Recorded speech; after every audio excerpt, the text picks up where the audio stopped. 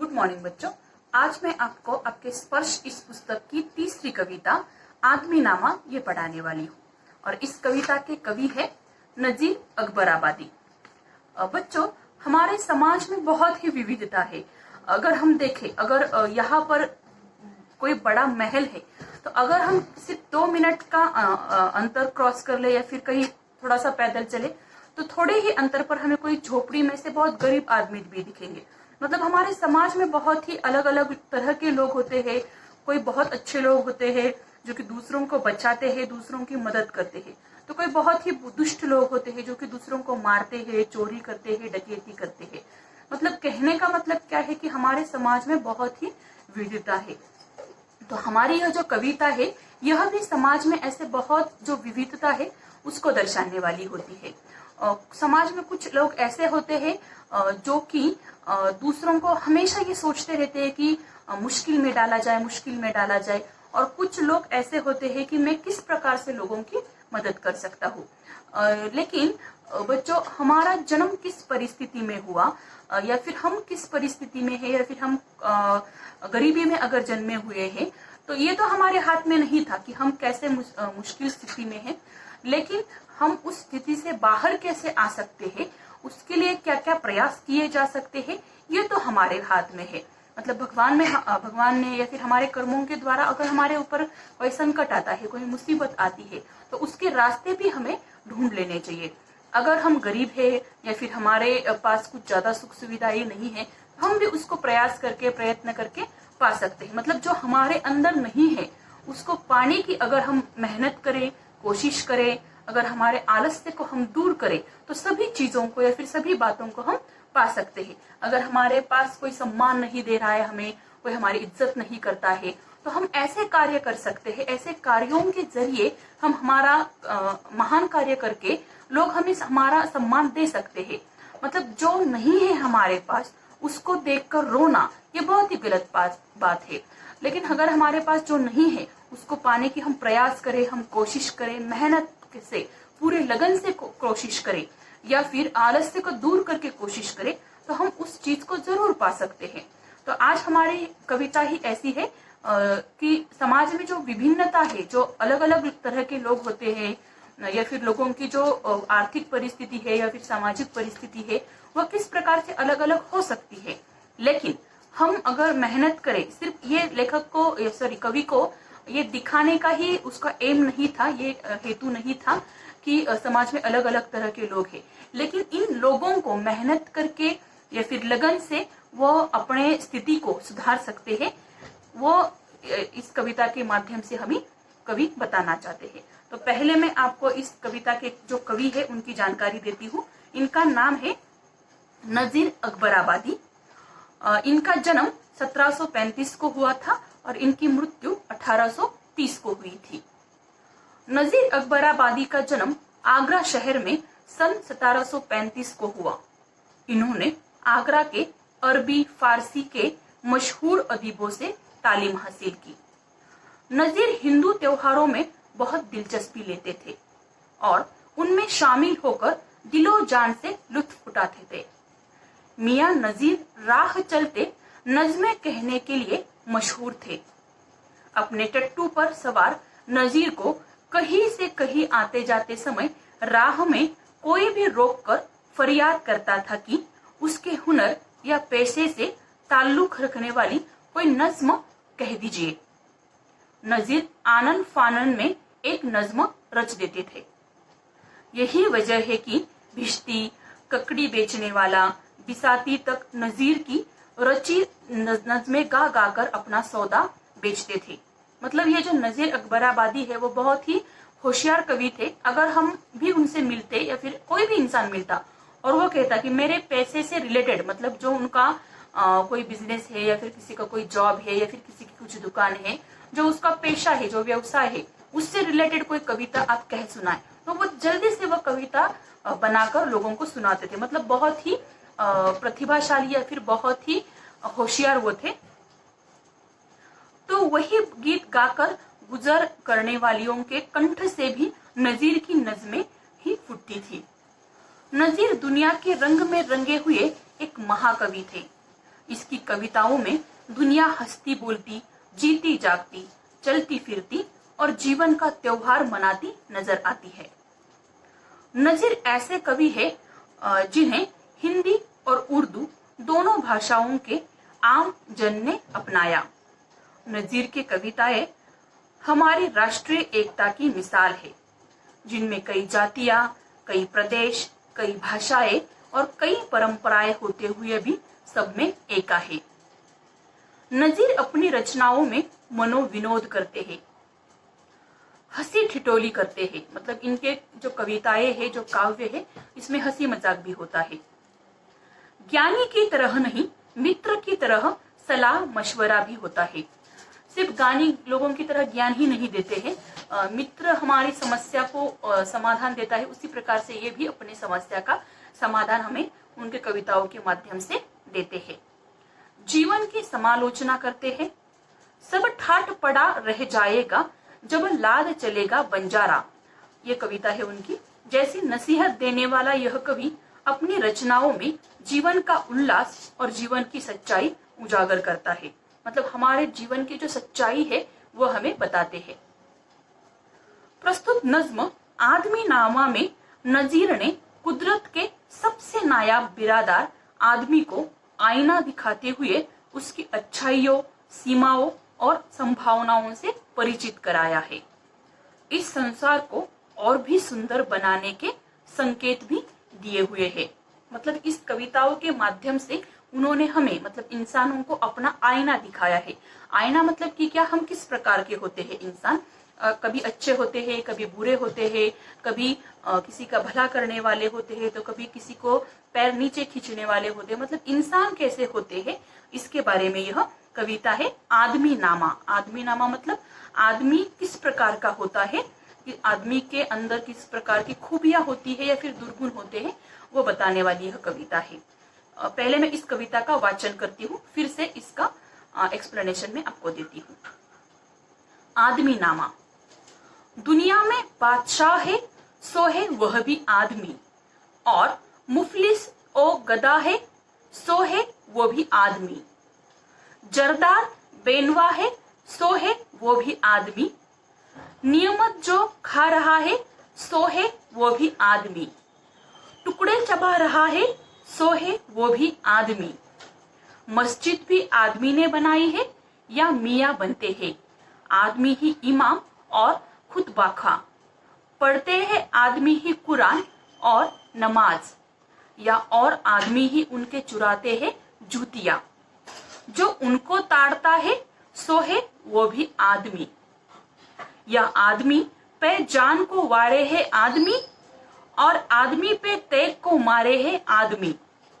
पगड़ी भी आदमी की उतारे है आदमी, चिल्ला के आदमी को पुकारे है आदमी। और सुन के दौड़ता है सो है वो भी आदमी।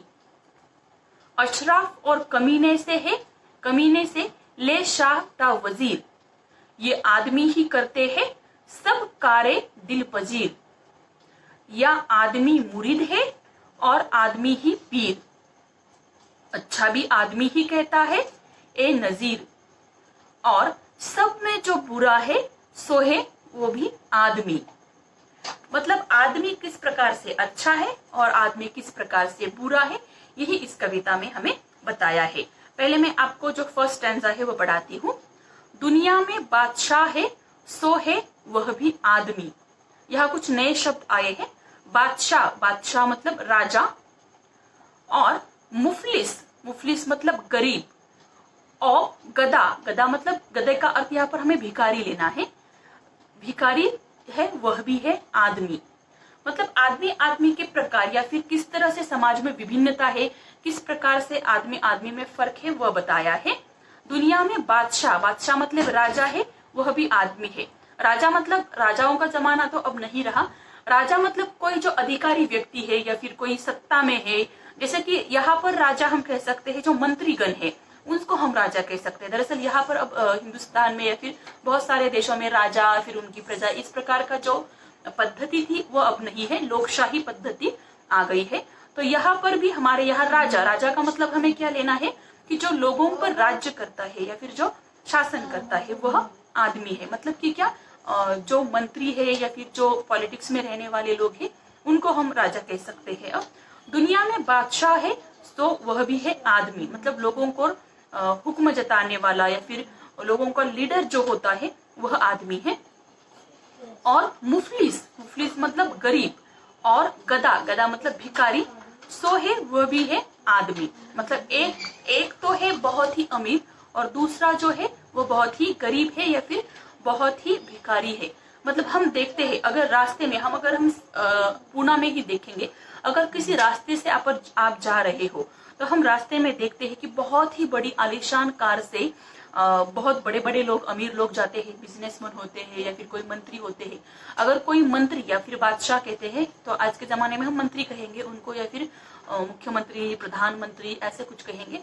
तो अगर वो रास्ते से जाते हैं तो हम देखते हैं कि उनके आजू बाजू में उनको पूरी सिक्योरिटी होती है, उनके पीछे पुलिस की गाड़ियां होती है, फिर उनके आगे भी पुलिस की गाड़ियां, पूरी सुरक्षा के साथ उनको ले जाया जाता है या फिर उनकी पूरी सुरक्षा होती है। मतलब बहुत ठाक से वो आते जाते हैं। लेकिन उसी रास्ते से अगर आप साइड में देखेंगे, फुटपाथ पर देखेंगे, तो वहां पर कुछ भिखारी भी होते हैं जो उनको पहनने के लिए अच्छे कपड़े नहीं है, बहुत ही मैले कपड़े होते हैं, फटे से उनके कपड़े होते हैं, और 2 वक्त की रोटी भी उनकी नसीब नहीं होती है। तो वो हाथ फैलाकर लोगों से भीख मांगते हैं। मतलब कि क्या, यहाँ पर हम देखते हैं कोई बहुत ही बड़ा आदमी है कि बादशाह की तरह है, तो दूसरी ओर एक बहुत ही भिखारी, बहुत ही गरीब आदमी है। मतलब ये समाज की भिन्नता या फिर बहुत ही विभिन्नता यहाँ पर दिखाई है, कैसे हमारे समाज में फर्क होता है। एक तो बहुत ही बड़े अमीर लोग हैं, एक तो बहुत ही गरीब लोग हैं। और जैसे कि हम देखते हैं कि हमारे भारत में जो टाटा है या फिर बिरला है या फिर अंबानी है, मुकेश अंबानी, मतलब उनकी तरह बहुत ही अमीर आदमी है, जो कि जैसे हम मुकेश अंबानी जी का उदाहरण देते हैं कि मुकेश अंबानी जो दुनिया की सबसे बड़ी लोग है या फिर दुनिया के सबसे अमीर लोग हैं, उनकी लिस्ट में वो बहुत ही ऊंचे नाम होता है या फिर बहुत ही ऊंचा स्थान है उनको दुनिया के अमीर लोगों में से। मतलब ये भारत के ही है आदमी। और दूसरा आदमी भारत का ऐसा है कि जिसको खाने के लिए कुछ नहीं है, वो रास्तों पर आकर लोगों से रोटी मांगता है, लोगों से भीख मांगता है। मतलब ये विभिन्नता है हमारे देश की या फिर इस समाज की। बहुत ही बड़ा आदमी है, बहुत ही पैसे वाला है, और बहुत ही गरीब भी आदमी ही है। जरदार बेनवा है, सो है वो भी आदमी।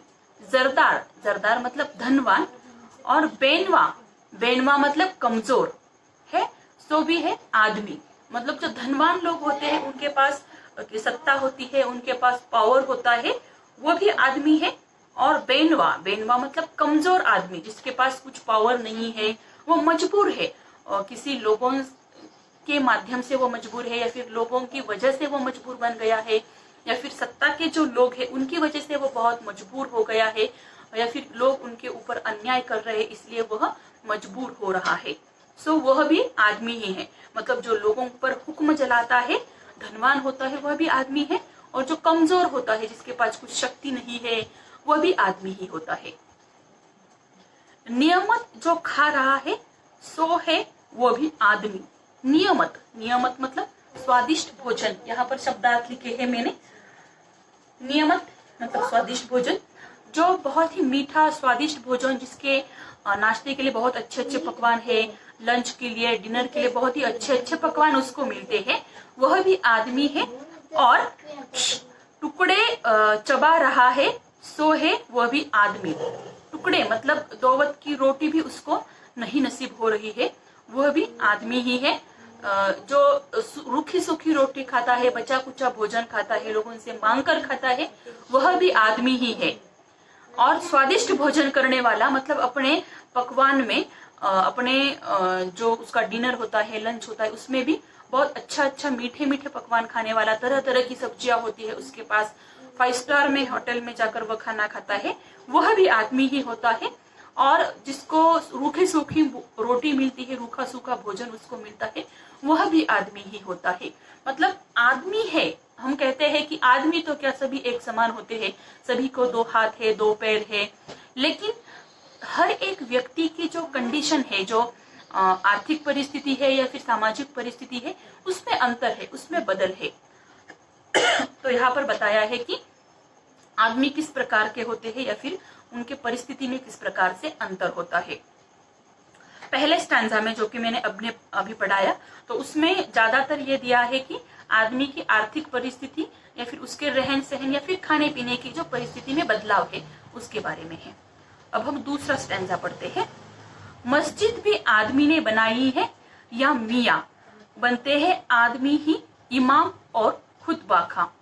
मस्जिद भी आदमी ने बनाई है, मतलब जिस मस्जिद में हम जाकर नमाज पढ़ते हैं वह जो मस्जिद है वह भी आदमी ने बनाई है, और आदमी ने बनाई है या मियाँ बनते हैं आदमी ही इमाम।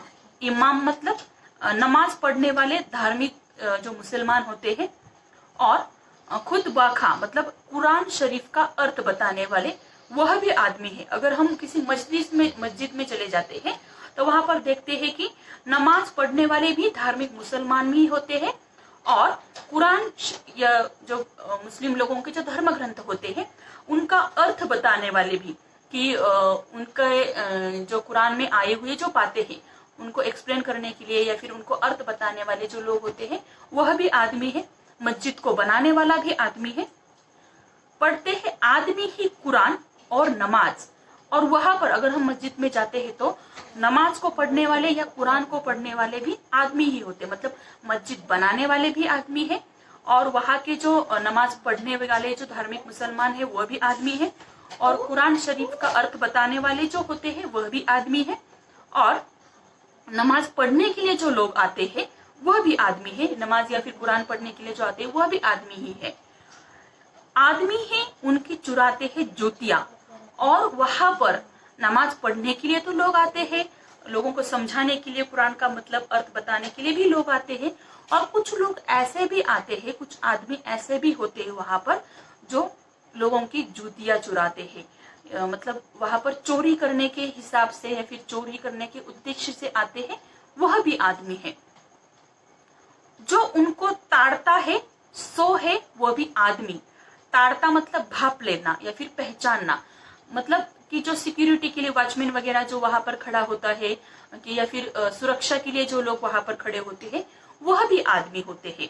मतलब इस सेकंड स्टैंजा में मस्जिद के बारे में जानकारी पूरी दी है कि मस्जिद बनाने वाला जो होता है वह भी आदमी है।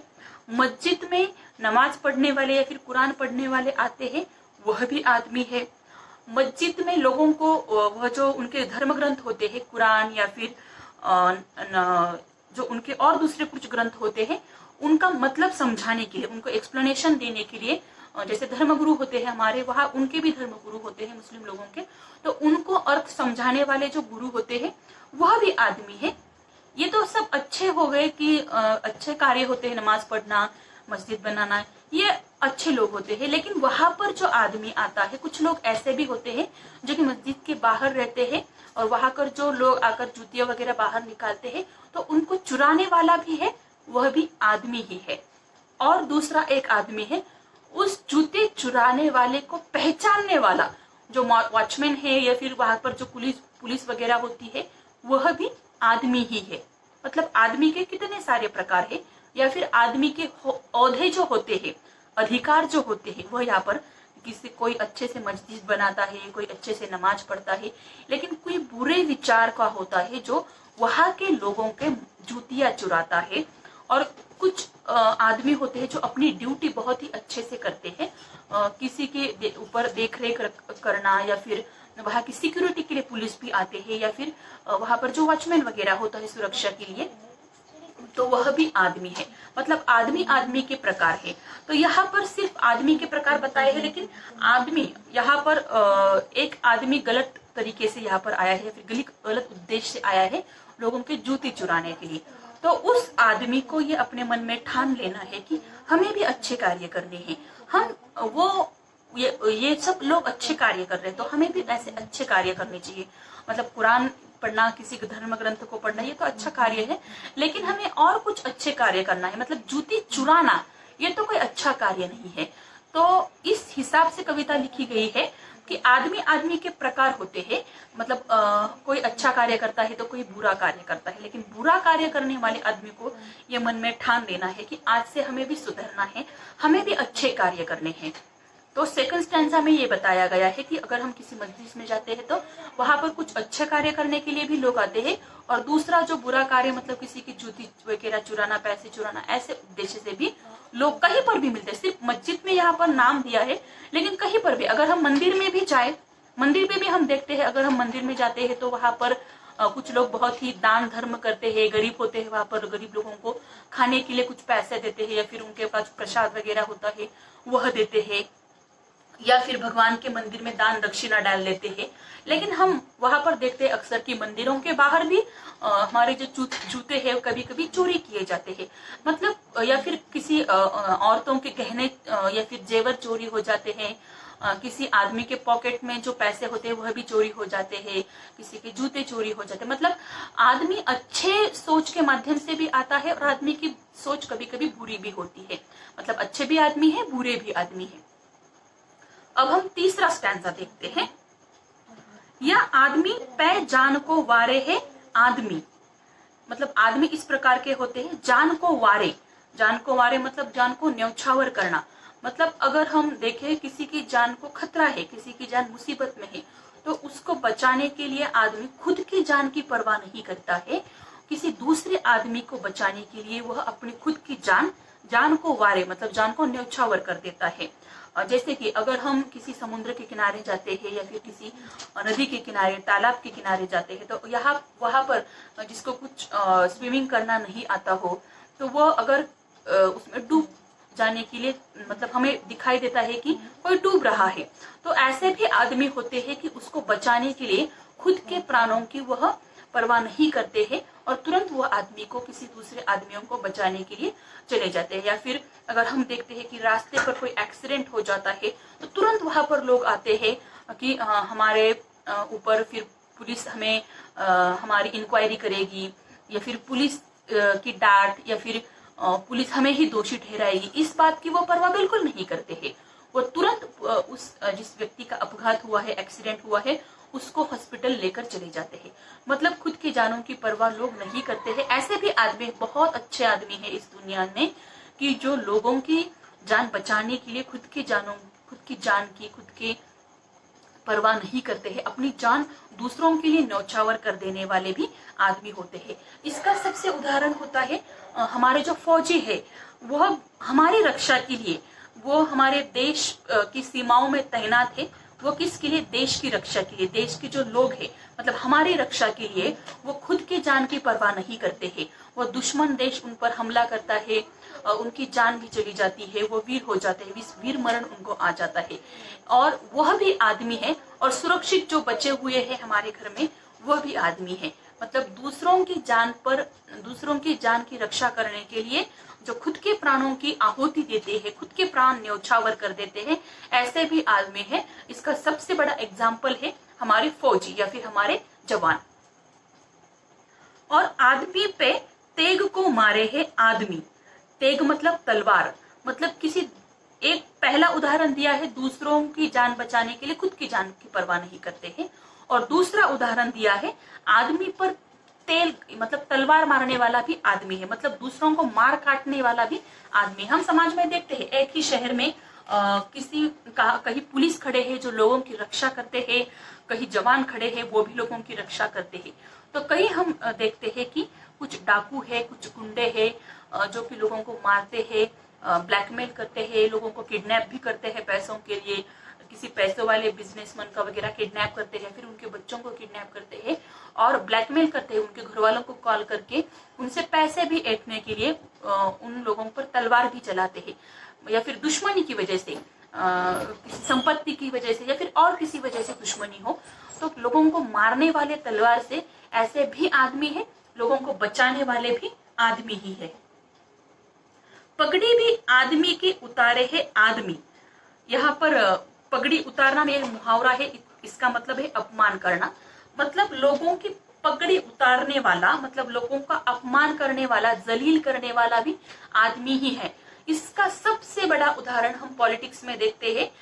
या फिर फिल्मों की दुनिया में देखते हैं, हम हमेशा रोज सोशल मीडिया के माध्यम से या फिर हम समाचार पत्र में या फिर हम किसी न्यूज चैनल में हम देखते हैं कि लोगों की पगड़ी उतारना, मतलब एक पार्टी का नेता दूसरे पार्टी के नेता की पगड़ी उतारता है, मतलब कि क्या उसने कितना गंदा काम किया या फिर उसके पार्टी के लोग अच्छे नहीं है, वो अच्छा कार्य नहीं कर रहे। इसका उदाहरण हम हमेशा रोज मीडिया के माध्यम से हमें दिखाई देता है कि लोगों को अपमान करने वाला या फिर लोगों की बेइज्जती करने वाले भी आदमी ही होते हैं, या चिल्ला के आदमी को पुकारे है आदमी। एक आदमी होता है कि जो लोगों का अपमान करता है, लोगों की पगड़ी उतारता है, और दूसरा है चिल्ला के आदमी को पुकारे है आदमी। मतलब अगर किसी को मदद की जरूरत हो, सहायता की जरूरत हो, तो लोगों को वह मदद भी मांगने वाला आदमी ही होता है, और उस मदद जिसकी मदद की जरूरत हो ऐसे व्यक्ति को मदद करने वाला भी आदमी ही होता है। मतलब अच्छा भी आदमी है, बुरा भी आदमी है। और सुन के दौड़ता है सो है वो भी आदमी है। मतलब एक प्रकार का आदमी होता है जो दूसरों से मदद मांगता है, और उसकी सुनकर जो तुरंत दौड़कर उसकी मदद करने के लिए चले जाते हैं, वह भी आदमी ही होते हैं। इसका उदाहरण हमने देखा है जब देश पर मुसीबत आती है, या फिर लास्ट ईयर हमने देखा कि कोल्हापुर में बहुत बारिश हुई थी और बाढ़ आई थी, तो वहां पर मदद मांगने वाले भी बहुत लोग थे, क्योंकि उनके ऊपर कुदरत की वजह से या फिर बहुत बारिश की वजह से मुसीबत आई थी। तो वहां पर मदद मांगने वाले भी आदमी थे, और उनकी जो मदद की गुहार है वो सुनकर दौड़कर मदद करने वाले पूरे महाराष्ट्र ने, सिर्फ महाराष्ट्र ने ही नहीं, देश के लोगों ने उस कोल्हापुर के लोगों की, जो बाढ़ पीड़ित लोग हैं, उनकी मदद की थी। बहुत सारे लोगों ने अनाज दिया था, फिर अन्न धान्य दिए थे, किसी ने पैसे दिए थे, तो किसी ने कपड़े दिए थे। मतलब कि मदद मांगने वाले भी आदमी होते हैं, मदद करने वाले भी आदमी होते हैं, किसी के जान की रक्षा करने वाले भी आदमी होते हैं, तो किसी के जान को मतलब काट देने वाले भी आदमी ही होते हैं। मतलब आदमी होता है, लेकिन किस तरह से अलग अलग प्रकार के आदमी होते हैं। तो यहाँ पर भी हमें ये लेना है कि यहाँ पर जो दूसरों को मारने वाले आदमी का उदाहरण दिया है, तो ऐसे लोगों को ये देखना है कि हमें ये गंदे काम है ये नहीं करने हैं। हम लोगों की जान को बचा सकते हैं, एटलीस्ट हम उनकी जान को बचा नहीं सकते हैं तो एटलीस्ट हमें उनको मारना भी नहीं चाहिए। तो लोगों में ये सोच होनी चाहिए, फिर लोगों को ये सोचना चाहिए कि हम जो गंदे काम करते हैं ये हमें बिल्कुल नहीं करने हैं, हमें अच्छे कार्य करने हैं। अब हम 4th स्टैंजा देखते हैं। अशराफ और कमीने से है, कमीने से ला शाहता वजीर से ये आदमी ही करते हैं सब कारे दिल पजीर। कुछ नए शब्द आए हैं यहाँ पर। अशराफ, अशराफ मतलब शरीफ लोग, अच्छे लोग, और कमीने, कमीने मतलब बहुत ही तुच्छ लोग, गंदे लोग, नीच लोग। से ले शाह, शाह मतलब राजा, ता वजीर, वजीर मतलब मंत्री। मतलब इस समाज में कुछ अशराफ मतलब शरीफ लोग भी है और कुछ कमीने लोग भी है, और यहाँ पर राजा भी है, यहाँ पर वजीर, वजीर मतलब मंत्री भी है। ये आदमी ही करते हैं सब कारे दिल पजीर, और आदमी ही है वह सब कार्य, कार्य मतलब कार्य, दिल पजीर, दिल पजीर मतलब मन चाहा। मतलब यहाँ पर कुछ ऐसे आदमी है जो दिल चाहा, अपने मन में आए ऐसे कार्य करते हैं। सामने वाले के दिल पर क्या गुजरेगी या फिर सामने वाले व्यक्ति का उसमें कितना नुकसान होगा उसका वो बिल्कुल सोचते नहीं है। मतलब बहुत ही स्वार्थी लोग होते हैं, जो उनके मन में आता है, जो उनके दिल में आता है वही वह करते हैं। जैसे हम समाज में देखते हैं कि बहुत बड़े डिसीजन होते हैं जो लोगों के जिंदगी पर असर करने वाले होते हैं, तो ऐसे डिसीजन करते वक्त लोगों को ये, और ज्यादातर ये लोग शाह या फिर वजीर, मंत्री होते हैं या फिर राजा होता है, ऐसे लोगों में मतलब जो सत्ता के लोग होते हैं उनमें ऐसे लोग बहुत होते हैं जो कि खुद का स्वार्थ देखते हैं, और खुद का स्वार्थ देखते हैं, खुद के घर भर देते हैं पैसों से, और लोगों के बारे में नहीं सोचते हैं। तो इस प्रकार से भी आदमी ही होते हैं। या आदमी मुरीद है और आदमी ही पीर।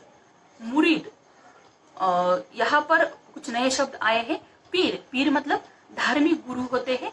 यहाँ पर ये बताया गया है कि अलग अलग प्रकार के आदमी होते हैं। कोई पीर होता है, पीर मतलब कोई धार्मिक गुरु होते हैं, और कोई यहाँ पर ऐसे होता है कि मुरीद, मुरीद मतलब यहाँ पर हम कह सकते हैं उसको शिष्य होता है। कोई धार्मिक गुरु होता है जो हमें धर्म की शिक्षा देता है कि धर्म के मार्ग पर चलना चाहिए, अच्छे मार्ग पर चलना चाहिए, बुरे काम नहीं करने चाहिए, किसी की निंदा नहीं करनी चाहिए, किसी की मतलब चोरी नहीं करनी चाहिए, भगवान को मानना चाहिए, उसकी पूजा करनी चाहिए और लोगों की मदद करनी चाहिए, लोगों के बारे में अच्छा ही सोचना है। इस प्रकार के जो धर्म का ज्ञान देते हैं वह भी आदमी है। और मुरीद मतलब शिष्य, जो उस धार्मिक गुरु की सुनने वाले जो शिष्य होते हैं वह भी आदमी है। अच्छा भी आदमी ही कहता है ए नजीर, यहाँ पर अच्छा कहने वाले भी आदमी ही है। ए नजीर, नजीर मतलब एक कवि का नाम है, या फिर हम उसको मिसाल कह सकते हैं कि एक हमें अच्छी मिसाल देने वाला या फिर हमें अच्छी बातों के लिए प्रेरित करने वाला भी आदमी है। और सब में जो बुरा है सो है वह भी आदमी। और इन सब के बीच में भी बुरे भी लोग होते हैं, वह भी आदमी ही है। हम हमारे समाज में अगर देखें जो दूसरों के लोगों के, जैसे बहुत सारे समाज सेवक है, जैसे अन्ना हजारी है, अगर समाज में कुछ बहुत बड़ी समस्याएं आती है जैसे कि किसानों के लिए या फिर और उनके लोगों की समस्याओं के लिए वो बहुत आंदोलन करते हैं, जिनकी जानकारी आपको होगी।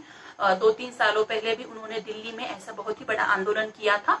अन्ना हजारे जी बहुत ही अच्छे समाज सेवक है, हमारे महाराष्ट्र के हैं, नगर जिले के हैं वो। तो ऐसे भी आदमी हैं, वो खुद की जान की परवाह नहीं करते हैं, वो भूख हड़ताल करते हैं, 8-8, 9-9 दिनों तक वो भूख हड़ताल करते हैं। किसके लिए? खुद के लिए नहीं करते हैं, ये सब लोगों के लिए करते हैं, लोगों के भलाई के लिए करते हैं। या फिर बाबा आमटे है, हेमल कसा, या फिर उनका बहुत बड़ा कार्य है आदिवासी लोगों के लिए, उनके एरिया के जो लोग हैं उनके लिए बहुत बड़ा कार्य वह करते हैं। ऐसे समाज में बहुत लोग हैं, अच्छे अच्छे लोग हैं जो कि दूसरों के लिए कार्य करते हैं। हाँ, हम देखते हैं कि बहुत सारे एनजीओ है सिटीज में या फिर गाँवों में भी एनजीओ है। एनजीओ आपको पता होगी जो समाज सेवी संस्था होती है, जो लोगों के लिए, लोगों के हित के लिए काम करती है। या फिर हम देखते हैं समाज में अनाथाश्रम होते हैं, वृद्धाश्रम होते हैं। वृद्धाश्रम में जिन वृद्ध लोगों को उनके बच्चे नहीं संभालते हैं, उनके लोगों को संभालने के लिए कोई अच्छे आदमी ने वृद्धाश्रम बनाए हैं। या फिर अनाथाश्रम भी है जहाँ पर माँ बाप अपने बच्चों को नहीं संभाल सकते या फिर अपने बच्चों को कहीं पर वो छोड़ देते हैं। ऐसे अनाथ बच्चों को या फिर जिनके माता पिता ही गुजर गए हैं, उनको संभालने वाला कोई नहीं है, ऐसे लोगों को, ऐसे बच्चों को संभालने के लिए अनाथाश्रम भी बनाने वाले आदमी ही होते हैं। मतलब समाज में बहुत सारे अच्छे लोग हैं, बहुत सारे उदाहरण भी मैंने आपको 2-3 बताए कि ऐसे भी आदमी समाज में है। और जैसे कि अभी कोरोना के समय में हम देखते हैं कि बहुत सारे अच्छे लोग हैं जो लोगों की मदद कर रहे हैं। जैसे कि हमने देखा टाटा, रतन टाटा जी जो है उन्होंने, या फिर अक्षय कुमार है, या फिर रिलायंस ग्रुप है, या फिर बहुत ऐसे आदमी हैं जो लोगों की मदद कर रहे हैं। ऐसे बहुत सारे उदाहरण हैं। या फिर कहीं हम देखते हैं कि जिनको उतनी पब्लिसिटी भी नहीं दी गई है लेकिन फिर भी वो अपना कार्य कर रहे हैं। वो भी लोग कोरोना के समय में गरीब लोगों की मदद कर रहे हैं। लेकिन कुछ लोग ऐसे ही, आदमी आदमी में जो भिन्नता है या फिर समाज में किस प्रकार के आदमी होते हैं, पहले तो उदाहरण, मतलब हम अभी का उदाहरण देखते हैं कि रतन टाटा है या फिर रिलायंस ग्रुप है या फिर अक्षय कुमार है या फिर सोनू सूद है, ऐसे बहुत सारे आदमी हैं, अनगिनत है जो कोरोना के समय में लोगों की मदद करने वाले अच्छे आदमी हैं। और कुछ बुरे आदमी भी है इस समय में कि अपनी वस्तुओं के दाम बढ़ा चढ़ाकर, बहुत दिनों से दुकान भी बंद थे, लेकिन इस बात का भी कुछ सभी लोगों के बारे में नहीं कह रही हूँ, कुछ बहुत अच्छे भी लोग थे, दुकानदार थे, जिन्होंने जितने दाम थे उतने ही दाम लगाए। लेकिन कुछ लोग, आप में से कुछ भी दुकानदार हो सकते थे, आप बुरा मत मानो, मैं सिर्फ कुछ लोग कह रही हूँ, उसमें से आप नहीं हो सकते हो। तो कुछ लोग ऐसे भी थे जिन्होंने अपने चीजों के दाम बढ़ा चढ़ा कर लगाए लोगों को। या फिर कुछ लोग ऐसे हैं, गवर्नमेंट ने जो मदद की है, बहुत बड़े बड़े पैकेज की घोषणा गवर्नमेंट ने या फिर मोदी जी ने की है, लेकिन जो पैकेट के जो पैसे होते हैं वह उस किसान तक, उस गरीब लोगों तक आने तक बहुत ही कट होकर चले आते हैं, क्योंकि उसमें कुछ अधिकारी पैसे खा लेते हैं। उसके अंदर के जो अधिकारी होते हैं वो फिर गांव में जाते वक्त सरपंच वगैरह, मतलब सारे लोग ऐसा नहीं करते हैं, कुछ लोग ऐसा करते, सारे बिल्कुल नहीं करते हैं। तो अभी का उदाहरण देखती हूँ मैं कि अगर हम अभी का उदाहरण देखें कि कोरोना के समय में मदद करने वाले भी बहुत है और उन गरीबों के लिए जो मदद कर रहे लोग उस मदद को छीन कर अपने घर में लाने वाले भी कुछ लोग हैं। मतलब आदमी आदमी का फर्क यहाँ पर इस कविता के माध्यम से हमें कवि जो है उन्होंने समझाया है। बहुत बड़े आदमी भी है, बहुत गरीब भी आदमी है, बहुत अच्छे भी आदमी है, बहुत अच्छे दिल वाले जो लोगों की मदद करते हैं, और जो बहुत बुरे भी आदमी है जो लोगों को मारते हैं, काटते हैं, पीटते हैं या फिर लोगों के पैसे भ्रष्टाचार करते हैं, ऐसे भी आदमी है। तो इस कविता का जो उद्देश्य है, कविता लिखने का इस कविता का उद्देश्य है सिर्फ आदमी के प्रकार बताना, ये उद्देश्य नहीं है कवि का एक उद्देश्य है कि हम किस कैटेगरी में आते हैं। अगर हम अच्छे कैटेगरी में आते हैं तो बहुत अच्छी बात है। अगर हम किसी का नुकसान करने वाले या फिर किसी का ये बुरा सोचने वाले हैं उस कैटेगरी में है, तो हमें ऐसे नहीं करना है। हमें खुद के अंदर बदलाव लाना है, या फिर हमारे अगर कुछ परिस्थिति हमारी अच्छी नहीं है, हमारे हालात अच्छे नहीं है, तो हमें और मेहनत करके और परिश्रम करके हमारे हालात को हम अच्छा कर सकते हैं। तो इस कविता के माध्यम से हमें ये सीखने को मिलता है कि आदमी आदमी किस प्रकार का फर्क होता है, और अगर हम कम है तो हम आगे किस प्रकार से बढ़ सकते हैं। मुझे आशा है ये कविता आपको समझ में आ गई होगी। इस कविता के जो नए शब्द है, मैं फिर एक बार तो बताए हैं मैंने, फिर से आपको समझाती हूँ। पहले स्टैंजा में जो नए शब्द आए हैं, मुफलिस मतलब गरीब, गदा मतलब भिखारी या फिर फकीर लेना है अर्थ हमें, जरदार, जरदार मतलब धनवान, बेनवा मतलब कमजोर, नियमत मतलब स्वादिष्ट भोजन। दूसरे स्टैंजा में जो शब्द आए हैं नए शब्द, इमाम मतलब नमाज पढ़ने वाले धार्मिक जो मुसलमान है वह, खुद बाखवा मतलब कुरान शरीफ का अर्थ बताने वाले, ताड़ता मतलब भाप लेना या फिर पहचानना। तीसरे स्टैंजा में कुछ नए शब्द आए हैं, वारे, वारे मतलब न्यौछावर करना या फिर अर्पित कर देना, तेग, तेग मतलब तलवार। चौथे स्टैंजा में कुछ नए शब्द आए हैं, अशराफ, अशराफ मतलब शरीफ लोग, कमीना, कमीना मतलब तुच्छ या फिर नीच लोग जो होते गंदे लोग वह, शाह, शाह मतलब राजा या फिर सम्राट, वजीर, वजीर मतलब मंत्री, कारे, कारे मतलब कार्य, दिल पजीर, दिल पजीर मतलब मनवांछित या फिर मनचाहा करने वाले, मुरीद, मुरीद मतलब शिष्य, पीर, पीर मतलब धार्मिक गुरु। ये कुछ नए शब्द आए हैं। अब हम कुछ प्रश्न उत्तर लेंगे, उसके ऊपर हम कुछ चर्चा करेंगे। हमारा पहला प्रश्न है, पहले छंद में कवि की दृष्टि आदमी के किन किन रूपों का बखान करती है, क्रम से लिखिए। मतलब जैसे कि मैंने आपको समझाया कि पहले स्टैंजा में किस प्रकार के लोग आए हैं, उसका उत्तर है, पहले छंद में कवि की दृष्टि मानव के निम्नलिखित रूपों का बखान करती है। बादशाह का रूप मतलब कि जो मंत्री होते हैं जिसके पास पावर है, अधिकार है। दीनहीन निर्धन फकीर का रूप, जो दीन है, गरीब है, ऐसे फकीरों का रूप। और है मालदार आदमी, जो बहुत ही धनवान है, जो बहुत ही बड़े है, बिजनेसमैन है, पैसे वाले। और एक रूप है एकदम कमजोर मनुष्य का, मतलब जिसके पास कुछ अधिकार नहीं है, कुछ पैसे भी नहीं है, लोग उसका शोषण कर रहे हैं, उसको लूट रहे हैं, ऐसे कमजोर आदमी। और एक उदाहरण दिया है स्वादिष्ट भोग भोगते इंसान का रूप, जो बहुत ही अच्छा अच्छा खाना खाते हैं, ऐसे भी लोग हैं। और रूखी सूखी रोटी चबाने वाला मनुष्य, मतलब इस प्रकार से अलग अलग प्रकार या फिर अलग अलग मनुष्य की जो कंडीशन है, सिचुएशन है, वो बताई गई है। अब हम दूसरा प्रश्न देखते हैं। चारों छंदों में कवि ने, चारों छंद मतलब जो 4 स्टैंजा दिए हैं, वह चारों छंदों में कवि ने आदमी के सकारात्मक और नकारात्मक रूपों को परस्पर किन किन रूपों में रखा है, अपने शब्दों में स्पष्ट कीजिए। मतलब जो 4 स्टैंजा है उसमें सकारात्मक और नकारात्मक मतलब पॉजिटिव और नेगेटिव रूपों को रखा है। कुछ अच्छे आदमी है जो लोगों की मदद करते हैं, कुछ बुरे आदमी है जो लोगों को पीटते हैं, लोगों के ऊपर अन्याय करते हैं, कुछ ऐसे भी आदमी है जो लोगों को बचाने के लिए अपनी जान को न्यौछावर कर देते हैं। कुछ ऐसे भी आदमी है जो तलवार से लोगों को काट डालते हैं। कवि ने आदमी के सकारात्मक और नकारात्मक मतलब पॉजिटिव और निगेटिव दोनों रूपों का तुलनात्मक मतलब कंपैरिजन किया है, प्रस्तुतिकरण किया है। वे रूप इस प्रकार है। सकारात्मक हम पहले देखेंगे। सकारात्मक जो है बादशाह है, मालदार है, भोग भोगता इंसान है मतलब अच्छा खाने वाला, चोर पर निगाह रखने वाला मतलब जो वॉचमैन है या फिर पुलिस है, जान न्यौछावर करने वाला मतलब दूसरे लोगों के प्राणों को बचाने वाला, सहायता करने वाला और शरीफ लोग है और अच्छे लोग हैं जो कि लोग दूसरों की मदद करते हैं।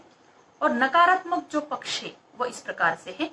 भिखारी, फकीर और गरीब मतलब ये निगेटिव उदाहरण कुछ बताए हैं।